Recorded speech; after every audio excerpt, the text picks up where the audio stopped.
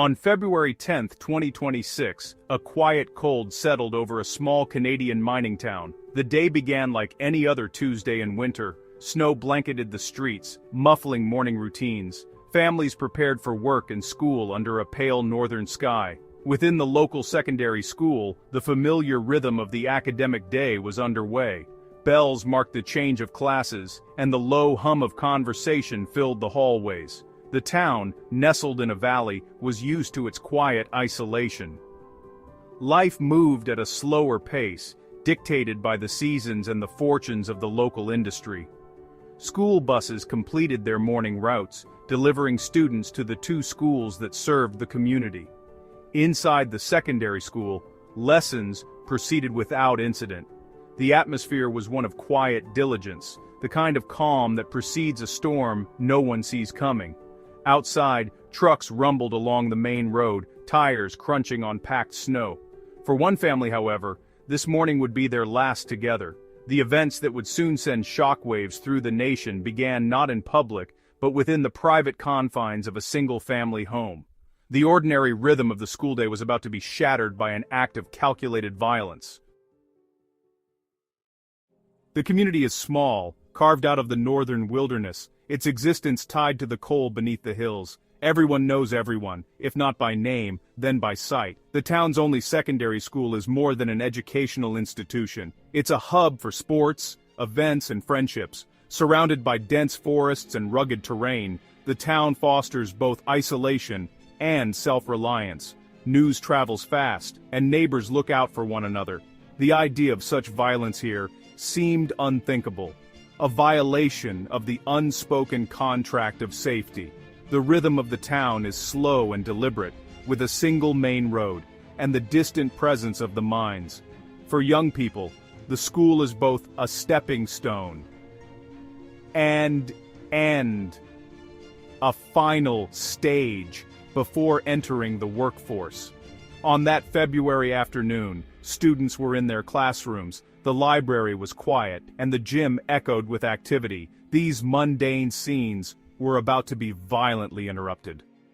The perpetrator, a former student, knew the school's layout intimately.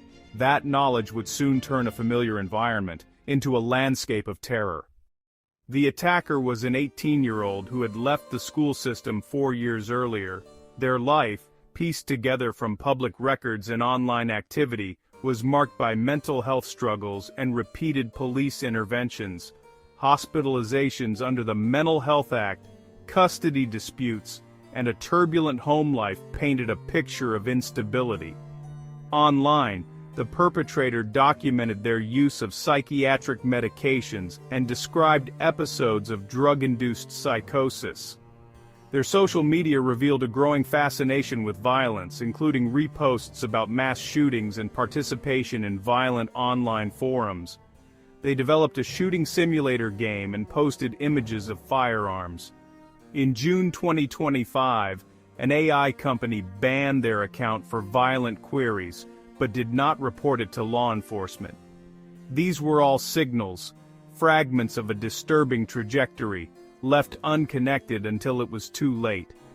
The warning signs were there, but no one saw the whole picture. The stage was set for tragedy. The violence began at the perpetrator's home. Before heading to the school, the 18-year-old shot and killed their mother and 11-year-old half-brother. An 8-year-old half-brother survived, and with neighbors, would later alert authorities, but only after the school attack had begun. The perpetrator gathered weapons and walked the short distance to the secondary school. Armed with a modified rifle and another long gun, they approached the building filled with students and staff. At approximately 2:20 p.m., the shooter entered the school.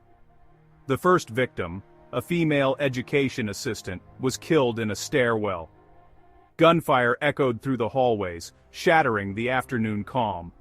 Students and staff, confused and terrified, initiated lockdown procedures. Teachers barricaded doors. Students huddled in corners, silence broken only by the sounds of violence. The perpetrator moved toward the library, the school's most vulnerable space. The transition from private horror to public tragedy was complete. the worst was yet to come. The shooter entered the library, turning a sanctuary of study into the epicenter of violence. 5 students, 3 12-year-old girls and 2 boys aged 12 and 13, were killed. The attack was swift and indiscriminate. Terrified students and staff called emergency services. As the RCMP responded within minutes, officers entered the building, moving toward the sound of gunfire. Their arrival marked a turning point. Shortly after police entered, the perpetrator turned the gun on themselves. The attack, from first shot to suicide, lasted only minutes. 6 people were killed at the school, 27 others were injured. Paramedics and police faced a scene of devastation, evacuating survivors and tending to the wounded. The school, once a symbol of community, was now a place of immense sorrow. As the situation was brought under control, the RCMP issued an emergency alert, advising residents to shelter in place. The order was lifted by evening, but anxiety gripped the town as families awaited news. Emergency services mobilized, triaging the wounded and securing both crime scenes.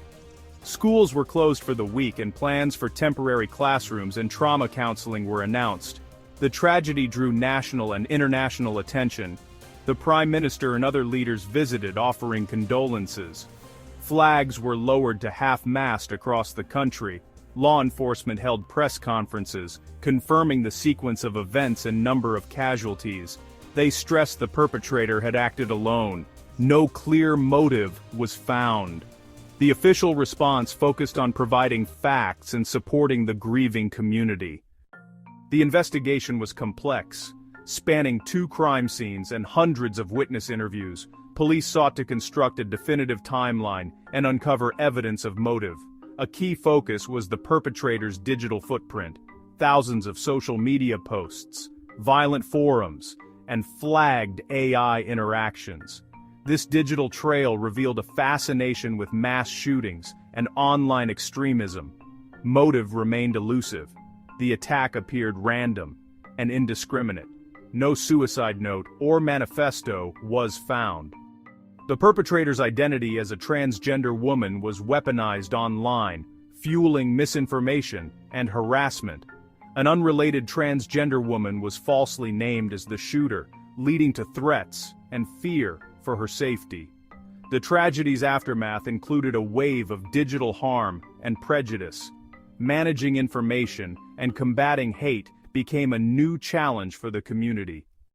The investigation into the firearms revealed troubling details. 4 firearms were recovered. The main weapon used at the school was of unknown origin. The shooter's minor's license had expired, and their mother's firearms were legally owned. But the most dangerous weapon was not part of her collection. Police had previously seized and returned firearms to the home after a legal petition. This raised questions about protocols for returning weapons to homes with mental health crises. The presence of a modified rifle pointed to the persistent issue of illegal firearms. Despite a lack of a valid license and a history of mental health issues, the perpetrator acquired a deadly weapon. The system's vulnerabilities were exposed. On the February day, the tools of violence were all too accessible. I remember standing in the evidence room, the air heavy and silent, and feeling a quiet ache in my chest. Sometimes, the weight of what's left behind is almost too much to carry. In reconstructing the tragedy, a constellation of warning signs emerges: mental health struggles, police interventions, family turmoil, and a public fascination with violence. Each system, healthcare, justice, education, technology, held a piece of the puzzle. Yet, no mechanism existed to connect these fragments into a coherent warning. The perpetrator moved between systems, their history never fully visible. The return of firearms, the AI company's decision not to report violent queries. Each action made sense in isolation, but together, they formed a missed opportunity. The tragedy leaves us with a profound question. How do we recognize patterns of escalating risk without violating privacy?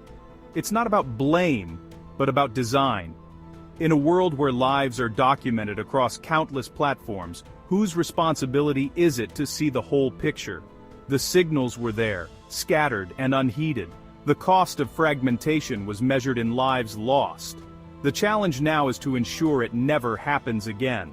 Sometimes it's the overlooked envelope on a desk that lingers in memory, a reminder that behind every missed signal is a person, and that noticing, even quietly, can change everything. What signals do we miss in our own lives?